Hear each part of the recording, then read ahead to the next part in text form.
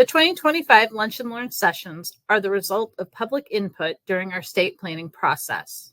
Today's session, Historic Overlay Zoning, was supposed to be our last Lunch and Learn for 2025, but due to an internet outage, we have a makeup session later this month as well on the Battle of Turkey Springs. Our speakers today are Kathryn Fiddle and Felicity Good. Felicity is a senior planner at the Tulsa Planning Office.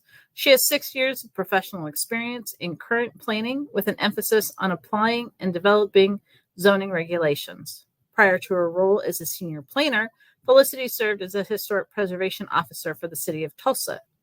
Since March of 2020, Kathryn Fiddle has served as a principal planner for the current planning and urban design for the City of Oklahoma City Planning Department, overseeing current planning functions, 6 design review districts, and the city's historic preservation program. Prior to assuming this role, Katie served as the city's preservation officer and CLG coordinator. Prior to her time with the city, Katie worked for the City of Boston's Preservation Office and then served as the executive director for Preservation Oklahoma, a statewide nonprofit preservation organization. So thank you both for being here, and I will turn it over to you. Awesome. Thank you so much, Linda. So like she said, my name is Felicity Good. I am with the Tulsa Planning Office and really excited to talk to everyone today about historic preservation zoning in Tulsa. So a little bit of just basic background. Our preservation program here in Tulsa is wrapped up in the Certified Local Government Program.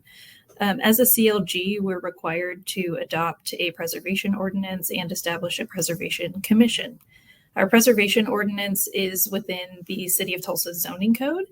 So that's really where all of our regulations related to historic preservation in the City of Tulsa lie. So our origins of historic preservation in Tulsa go back much further, but Tulsa Preservation Commission specifically was established in July of 1988. The commission has 11 members, and they must fill all of these specific roles, as well as having a demonstrated interest in historic preservation, which is a CLG requirement. The commission, so those roles on the commission are listed here. There are several professionals with expertise in historic preservation, as well as 4 historic property owners, although there is a lot of overlap between all of the roles, and 1 planning commissioner and 1 at-large member as well. Like I said, there's a lot of overlap. So currently we have 3 architects, for example, filling different positions on the Preservation Commission. One small note is that our at-large member is, that's a new role on the Preservation Commission. It actually goes into effect later this month. That was previously a seat for the Arts Commission, but we, over the last few years, have had trouble filling it. So it's been vacant for a few years now. So we're really excited to have that seat filled in the Preservation Commission again. So we updated the zoning code to replace that seat.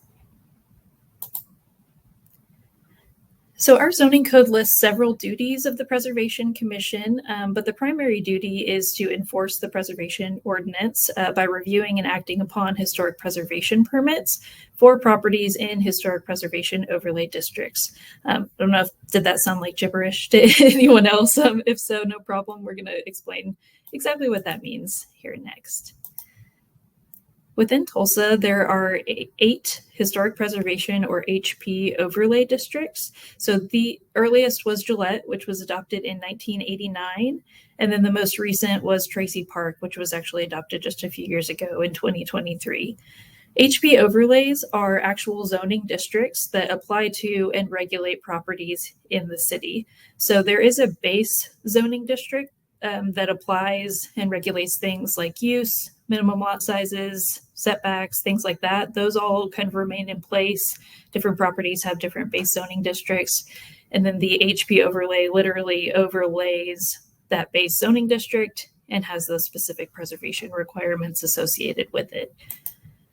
An important distinction is that this is not the same thing as the National Register of Historic Places. The National Register and its districts are more honorary designations that open up ability for owners to seek things like historic tax credits, some funding opportunities, and they provide very limited protection for properties really only in the context of federal undertakings.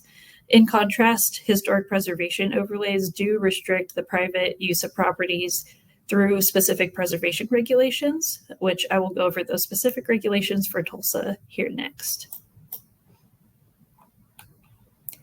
In Tulsa, in HP zoning districts, an HP permit must be obtained before any work is performed or changes made to an existing building, structure, or lot. So on a building, these include things like the roof, wall materials, porches, windows and doors, even small details like trim or lighting, landscape features like paving or retaining walls. All of those are kind of part of the scope of HP permits. In other cities, this is also, the HP permit's also sometimes referred to as a certificate of appropriateness. For some reason, our zoning code refers to them as HP permits rather than a COA. So that is one difference. That's what I'm talking about when I'm talking about HP permits. So there are quite a few things that we exempt from that permit requirement. First is ordinary maintenance and repair. Our zoning code specifically includes replacement in kind of roof coverings, installation of guttering, and the application of paint to non-masonry surfaces in this under ordinary maintenance and repair. So to answer the question in the webinar description, no, we do not regulate paint or paint color, except that you cannot apply paint to unpainted masonry.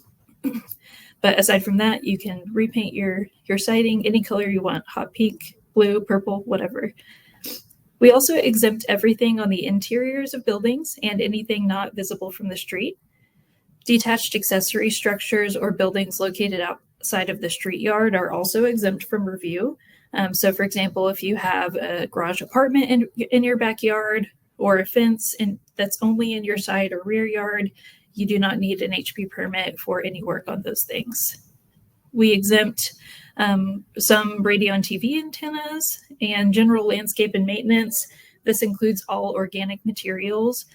This was another kind of misunderstood piece of our zoning code. We had a park come through. Some people wanted to put it in a historic preservation overlay, Tracy Park. And one concern that we got was that the Preservation Commission is going to tell us what type of flowers to put in the flower beds. And that's just not true. Those are organic materials that are exempt from review. We also exempt work required for temporary stabilization due to damage. So if there's something comes up, one property owner recently had a window break on their property, and they were able to temporarily stabilize that because of the damage while they waited for the Preservation Commission to review the project. And we also exempt several types of work in city parks. Among those things that require historic preservation permit approval, several can be approved by staff instead of requiring a full commission approval. And this is a really kind of streamlined process. It usually takes a business day or a couple business days to get those permits back to people. And so it's a really great way to get projects approved really easily. This includes replacement in kind of existing materials, the installation of storm doors and storm windows, removal of non-historic materials, removal of paint from masonry, and then also replacement of some trails and walkways in city parks. So what types of projects aside from rehabilitation does the HP permit requirement apply to? So there are several. The first would be an addition, like this addition on this house in North Maple Ridge. We also require HP permits for new construction of new buildings, relocated structures like this one that was relocated from outside a historic preservation overlay district into Swan Lake in order to save the structure from demolition. The HP permit requirement applies to non-contributing or non-historic structures like this one built in the 1980s. So the owner, because they're in an HP overlay district, they still have to come through and get HP permits for work on their house. It applies to demolition, like the structure, And I don't have much in this presentation on demolition specifically, but I'm happy to go into more depth later for anybody interested in our demolition procedures, specifically in Tulsa. They're a little bit unusual, but happy to do that. But HP permits are required for that. And also for landscape features, which includes things like paving, signage, fences that are permanent and located in the street yard. So when a homeowner has a project on their house that needs an HP permit, this is the general process that they follow in Tulsa. We have a simple application form that they fill out and send to staff, along with information on the existing conditions and proposed changes. So that includes things like product data, photographs, and plans, and any other drawings that might be helpful in showing what they're proposing. So staff reviews a complete application and then determines whether or not it goes to the HP permit subcommittee. The subcommittee is set up to review complex projects like additions or new construction, and the subcommittee members provide feedback really in a kind of a workshop setting. So there's a lot of back and forth. They really dig into the details of specific projects that are more complex. And this is really one of my favorite parts of the process because it's an opportunity for applicants and homeowners really to get feedback and honestly free advice from design professionals a lot of times before they go to the Preservation Commission and finalize their projects. So the subcommittee makes a recommendation, and then the application is presented to the Preservation Commission at its next meeting. The commission then reviews everything and makes a decision at that point. Seems like a lot of steps, but we do try to make the process as simple as possible for folks. And the commission works really hard to accommodate owners. The application is free, so that's one really big hurdle that's kind of mitigated a bit. The application deadlines are just a week before each meeting, so there's a really quick turnaround time as far as like public meetings go. And then both the subcommittee and the commission meet twice a month each to keep everything moving. So we do have some Preservation Commission members who are at 4 meetings a month, trying to help people get through the process and make sure that things get reviewed in a timely manner. And the zoning code does require that the commission act on a complete application within 30 business days, but most of the time it's a much quicker process. So in reviewing HP permits, the Preservation Commission must base all of its decision on the established design guidelines, and must also strike a fair balance between the purposes and intent of the regulations, as well as the desires and need of the property owner. So that's basically a quote from our zoning code. It requires those things when they're reviewing applications. In Tulsa, we have 2 sets of unified design guidelines. One is for residential properties and the other is for non-residential properties. And they apply across the board to all districts. So we do not have separate guidelines for each district.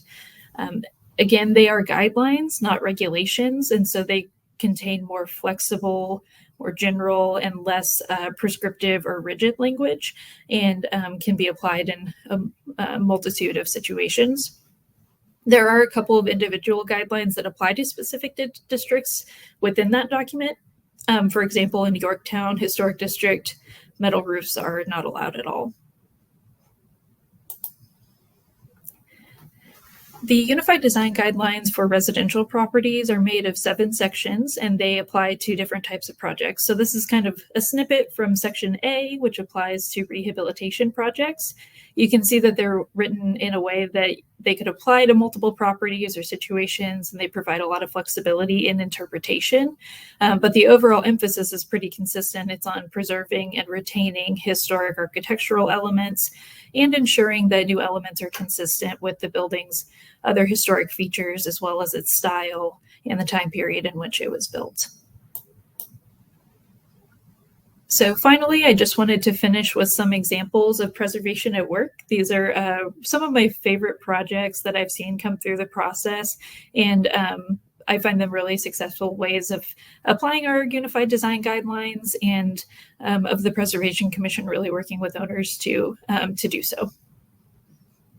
This house is in the Heights Historic District. It was in really, really rough shape when the previous owner purchased it.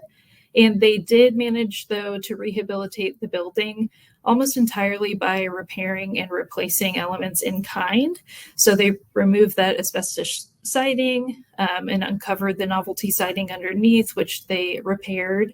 They also repaired and replaced in kind fascia brackets under the roof line, a lot of the masonry along the front porch, the front door, and the windows.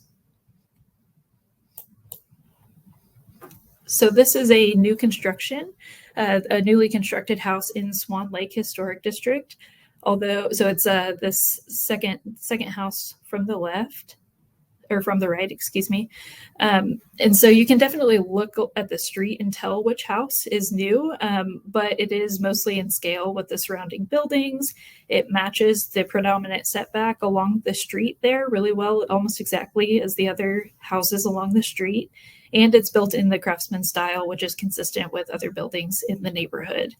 It does not duplicate any existing structure, but it does draw upon common characteristics of historic district structures in the district, which is what our design guidelines call for new buildings. This is another rehabilitation project in the Heights Historic District. So there was this one I think was maybe an even rougher shape than that first example I gave when they started, but the owners managed to preserve nearly all of the extant elements on the exterior of the building through repair and replacement in kind. And I think that it was really beautiful. It turned out really beautiful. So this is a really interesting one. I love this project, and it's not perfect, but I think that it was really, really cool in a lot of ways. Unfortunately, this one became necessary because of a fire that broke out on the interior of the house and caused quite a bit of damage. But the owner was able to work with the commission and make pretty appropriate decisions for the changes that they undertook afterwards. So they removed the plastic siding and uncovered the novelty siding underneath and did some repairs. The windows on the front facade were replaced and the porch restored to a more historically appropriate design. The front door on this was also replaced, which I believe the front door may have been historic previously, but the existing front door was not wide enough to easily access it via wheelchair, which created a safety issue for the owner. So the Preservation Commission was able to balance the needs of the property owner with the design guidelines and approved a new door that was consistent with the craftsman style of the house. And finally, I will end on this project, which is, you can just tell it's a really, really great porch restoration. So the removal of the newer addition on the front of the house and restoration of the original porch really opened up the whole facade of this house and kind of brought it back to its historical look, and was a really successful project as well. So that is all I have for today. Here's my contact information. If you have any questions, I look forward to answering them during the Q&A at the end. And I will hand it over to Katie next. Thanks, Felicity. Thanks everybody for being here. It was great to hear all about Tulsa's program. I was writing down my own questions for the Q&A at the end. I'm going to talk a little bit about the City of Oklahoma City's Historic Preservation Program and how our districts work here. So lots of similarities to Tulsa, but some areas where we have some different functions as well. So this is how our municipal code defines historic preservation: the adaptive use, conservation, protection, reconstruction, rehabilitation of building structures or monuments significant to the heritage of the people of Oklahoma City. And I like to emphasize that part at the end that's in bold when I talk about local historic preservation, because it's all about what's important to you and to your community. We have the National Register of Historic Places. We have the Secretary of the Interior Standards, and those are amazing tools to build a preservation program on. But if a community has a building that doesn't meet perhaps doesn't have the level of integrity to be listed in the National Register, or isn't eligible for some other reason, but it's important to your community, you can come up with your own preservation tools to recognize that property and to protect it, and craft your ordinance to meet what is historically significant for your community and the types of landmarks that you have. Oklahoma City has a number of different historic preservation districts and other special zoning districts. We actually have 2 different types of zoning for historic preservation. We have a HP base zone. In working with a consultant on an update to our overall planning and zoning code, we've learned that that is perhaps unique to Oklahoma City. The vast majority of cities have overlays, but the base zone is the first thing that we created back in 1969 when we established our first historic district and our first historic preservation commission. So that is what's in place in a number of our neighborhoods. Those are the solid green on this map. And then we also have a historic landmark overlay, and that's the districts that are in yellow on this map, as well as our 9 individual historic landmarks. And then in addition to that, we have several other design districts, urban conservation districts. I'll talk about a little bit about the difference between those. So what is an HP or HL district? As I said, it's a zoning designation in the municipal code. So just like if you're zoned C3 for commercial or R1 for single family residential, it's the same type of tool. It requires review and approval by the Historic Preservation Commission for certain types of work to any property within that zoning district. And it's not tied to any other historic designations. As Felicity touched on, you can be zoned HP or HL and not be on the National Register of Historic Places. You can also be listed in the National Register of Historic Places and not be designated locally as a historic preservation district. We have lots of neighborhoods that are National Register listed, but that are not HP, HL. And we have some individual landmarks that are locally designated, but that are not on the National Register. These are kind of the main 3 zoning tools that are in place for some of our historic districts and our maybe our wannabe historic districts. Historic Preservation Base Zone was the first tool that Oklahoma City established. It, in addition to regulating all of the typical things, design review, new construction, demolition, it also regulates uses within that district. It is primarily for single family residential neighborhoods. Then we later established the Historic Landmark Overlay Zone to be able to put that in place on neighborhoods that had a mixture of uses like apartments and duplexes and commercial properties, as well as individual structures that were not in a neighborhood. We have a historic landmark overlay on a historic cemetery in Oklahoma City. And then we also have urban conservation districts. This was kind of a stepping stone to historic district designation for many of our current HP neighborhoods, but we have several other neighborhoods around the city that still just have an urban conservation district. And this has pretty minimal regulations in place for what can be done in those neighborhoods. And there's no design review component for that. It doesn't go before a design review body, Historic Preservation Commission, or even planning department staff. It's purely at the building permit stage. Just a note of caution about zoning overlays. Oklahoma City really likes them. We actually have 12 different zoning overlays, and it can be a wonderful, flexible, creative tool, but it can also get really confusing for users, property owners, staff, plan review, code enforcement. This one intersection at Classen and Northwest 23rd, where the Gold Dome is located, has 5 different zoning overlays, not to mention a historic preservation district off to either side and a design review district that crosses over the whole thing. So just, if your city is looking at implementing an overlay as a tool to accomplish some needs, just make sure that you're coordinating everything that's in place in a given area. These are Oklahoma City's 9 historic preservation districts. I've noted which ones have the base zone with the HP, and then several have the historic landmark overlay because they have a mixture of uses. Heritage Hills East has HP on the north end and HL on the south end because the southern end of that neighborhood has multifamily properties, some commercial properties, things like that. And then we have 9 individual historic landmarks that are spread throughout the city. And again, these are commercial properties, multifamily properties, churches, cemeteries, a wide variety of property types throughout Oklahoma City.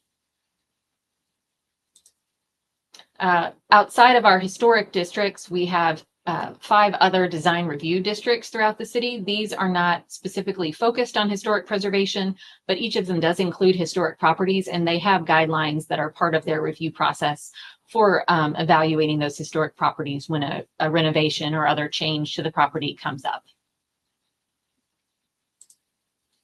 So our Historic Preservation Commission, similar to Tulsa, is made up of members with a variety of different professional backgrounds.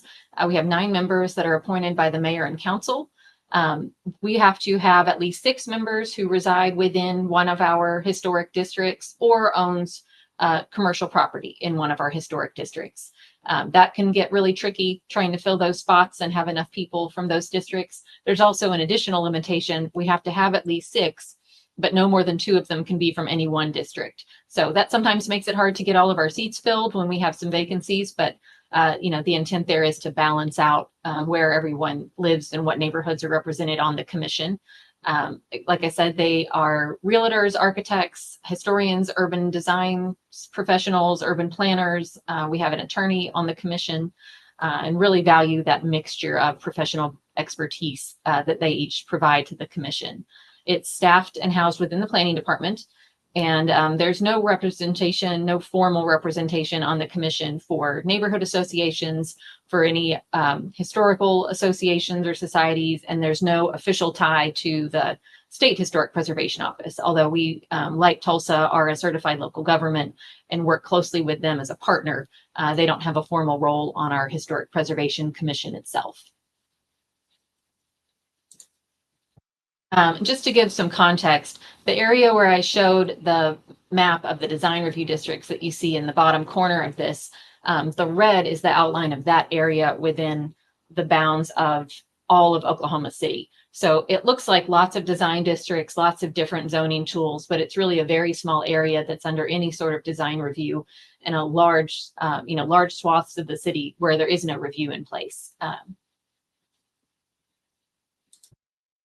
So the Historic Preservation Commission is established within and guided by the ordinance within the Oklahoma City Municipal Code, and then our design guidelines that are adapted as if laid out within the code. So when we make a change to our design guidelines, that does go through the Historic Preservation Commission and Planning Commission and City Council to be formally adopted into the guidelines. Like Tulsa, we have one set of guidelines that applies across all of our districts. This is primarily focused on residential property because that's the bulk of what we have, but we use these for any property type, historic, non-historic, residential, or commercial, or other throughout the city. So the code requires certificate of appropriateness for any work upon a structure or site located within the Historic Preservation District. These are any exterior changes to a building, any changes to the site itself. We do review work that's not visible from the street. Any work that requires a building permit is automatically required to have a certificate of appropriateness. So even if you can't see it, if it's, say, an addition on the back of the house, a building permit is required, so therefore a certificate of appropriateness is required. Same goes for fencing, for garages, for putting in a swimming pool. So that's one area where we're different from the city of Tulsa. We review anything and everything, no matter where it's located on the site.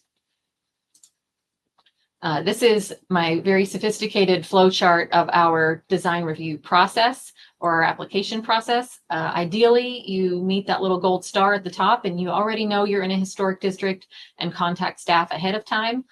Staff will determine whether your project is ordinary maintenance and repair and you don't need a CA and can proceed with your project.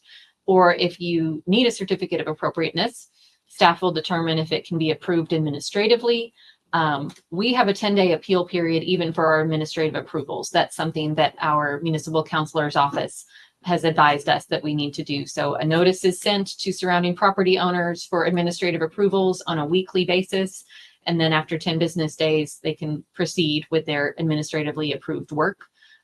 Or if commission review is required, then those property owners are notified, staff report, meeting materials are prepared and presented to the commission. Our commission meets once a month, and the deadline is about a month before the commission meeting. So we have that couple of weeks to work with the applicant, review their project, make sure all of their documentation is in place.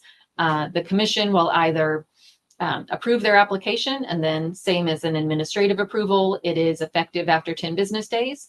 They can continue it to a future commission meeting if they want to see revisions to the project or if they need additional information on something, or they can deny the application. This is something that happens pretty rarely in Oklahoma City, but occasionally it does happen. And then if a project is denied, then applicant has an opportunity to appeal through the Board of Adjustment. Maintenance items, similar to Tulsa, in-kind repairs, things that are the same materials, same dimension, going back to look exactly like it did. Minor things like repointing, painting, things that are less than half of an item on any given side of a house that are going to be in kind. We have some items that are called out specifically in the guidelines as exempt from review. One example of that is replacing a non-historic roof. We don't require a certificate of appropriateness to replace your composition shingles with new composition shingles.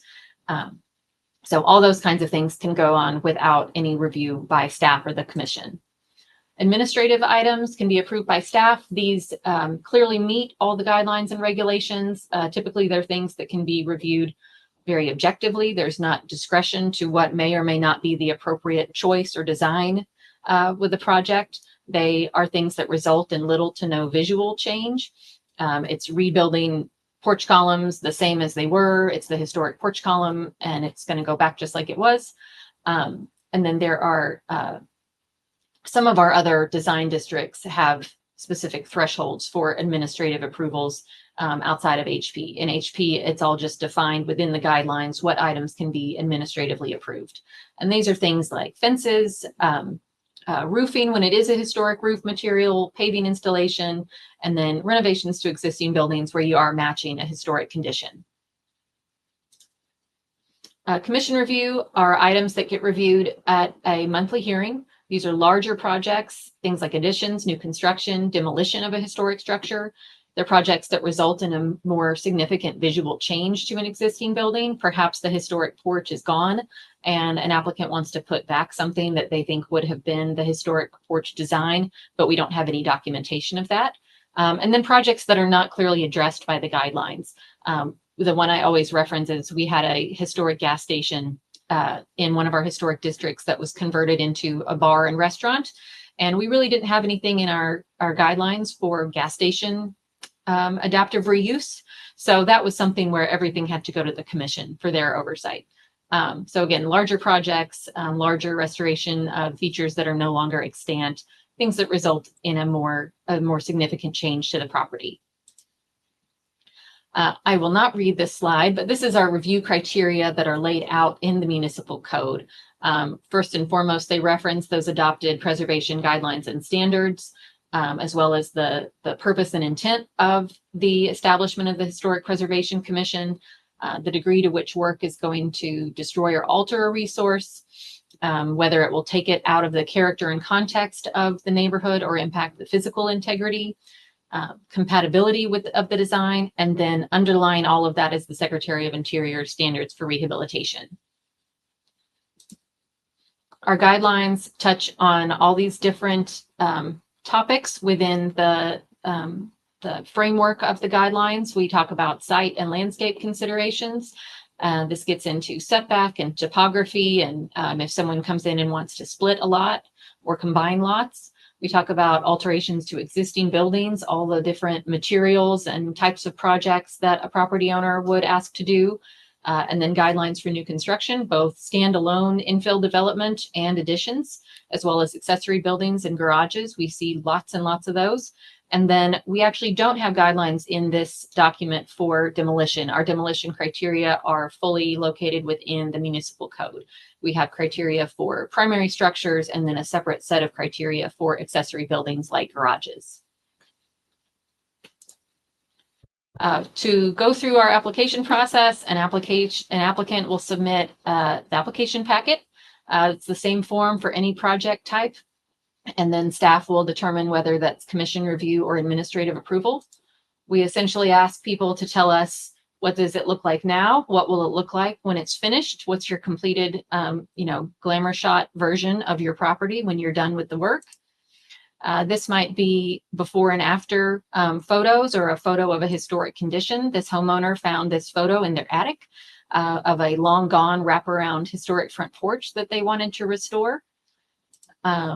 It may be drawings, site plans, product materials, all the things that the commission needs or that staff needs to understand what's proposed, what are the changes going to be, and does this or does it not meet the guidelines and regulations.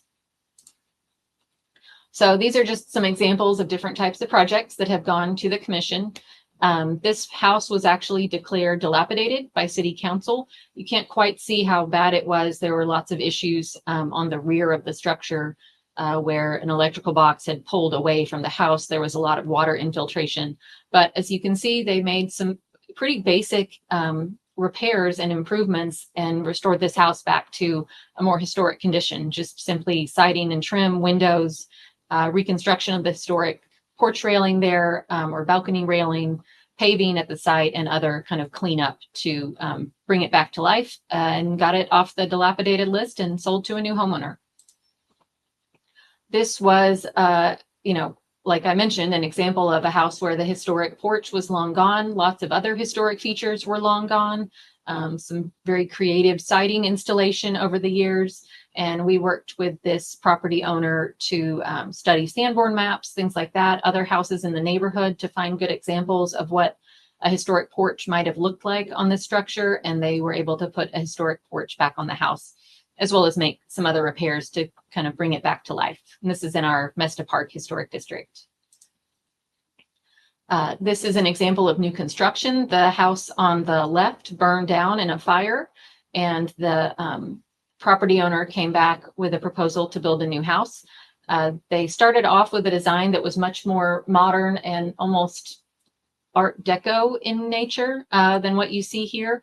This happens to be a block that is almost entirely Tudor Revival brick homes. So we worked with them on the design, and they landed on this. This is what the commission ended up approving. Kind of incorporates Tudor Revival elements and features, but still has some modern touches that the property owner really wanted to differentiate it from the historic properties around it and from the house that was there previously. This is an example of a new construction to replace this historic garage that was lost. We had great documentation of the garage that was there. They made the roof a little taller to make that attic space more functional for the homeowner, but otherwise stayed right within the overall footprint and architectural character of the historic garage or carriage house that was there previously. And then the commission has been seeing more and more infill, more density wanting to be added back into some of our neighborhoods. This is an example that was recently approved and is actually under construction now in our Jefferson Park Historic District. It's in a stretch of the neighborhood that has lots of multifamily structures and is on a lot that previously had a fourplex or sixplex there that was demolished 10 or so years ago. And this is a project to build 2 duplexes and then a detached garage at the rear with alley access off the back there.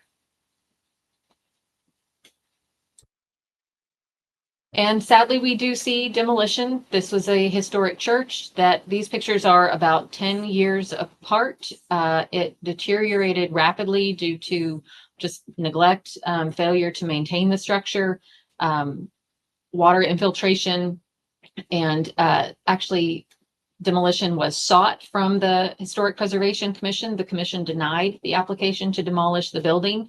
Ultimately, it went through the process of being declared a dilapidated structure by City Council, and they were able to demolish the structure. So this one was a really tough case for the commission and for the neighborhood to lose that structure.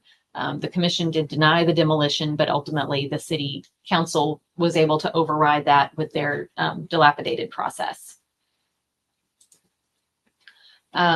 And just kind of to end on a note about when we were thinking about historic preservation districts and overlays, ours is enforced the same as any other type of zoning violation, parking a car in the yard on an unpaved surface or having trash out at the curb when it's not big trash day.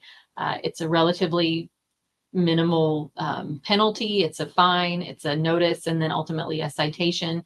And so much work can get done, quickly without a permit that can really transform a structure. This is not in Oklahoma City. I just found this picture online. I didn't want to shame anybody as part of this presentation, but as much as we use our historic preservation districts to protect the character of these historic neighborhoods, all the guidelines and all the qualified commission members and all of the thorough and professional process that you have can only do so much when it comes to code enforcement and to work that gets done without the appropriate approvals, and then having to review it and try to find a way to address it after the fact. So that's just one of the challenges that I think pretty much every city that has a historic preservation district and program faces is how do we deal with these properties when the work gets done without permission, either because they just truly didn't know or because they went around the system and went around the process. With that, this is my contact information, and I'd love to answer any questions. Great. Thank you, Felicity and Katie. You've provided us with some great information. So we do have a few questions to start off with. How does a neighborhood seek overlay zoning? I pose it to either one of you to go ahead and tackle that question.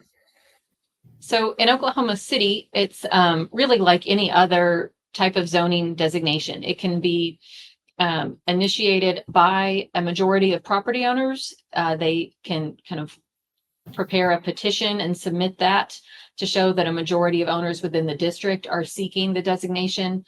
Most of our districts have been initiated actually by a city council person on behalf of the neighborhood when they were confident that there was a critical mass of support for a district designation in that neighborhood. So officially, the process can be initiated by, at the request of the property owners, or by the Historic Preservation Commission, the Planning Commission, or City Council. Once it's initiated, then we prepare a staff report assessing whether it qualifies as a historic district, and a recommendation is made by HP Commission, Planning Commission, and then City Council would adopt the zoning designation. Yeah, in Tulsa, it's a very similar process that Katie just explained, with just a couple of distinctions, mainly as far as who can initiate the process. So our zoning code allows the City Council, Planning Commission, I believe Preservation Commission, or property owners to initiate historic preservation zoning map amendments. However, if they are initiated by the property owners, then you need 100% consent. So every property owner has to basically make that application together and consent to the application. So most of the time, what ends up happening is that a neighborhood gathers, they gather some support, and then approach their city councilor to initiate that for them as well. So most of the time, that's what we see is the city councilor initiates it. And then at that point, it goes to Preservation Commission, Planning Commission, and then back to City Council for final approval. There is no specific threshold of like owners that have to vote yes or no. We don't even take a vote of the neighborhood at this point.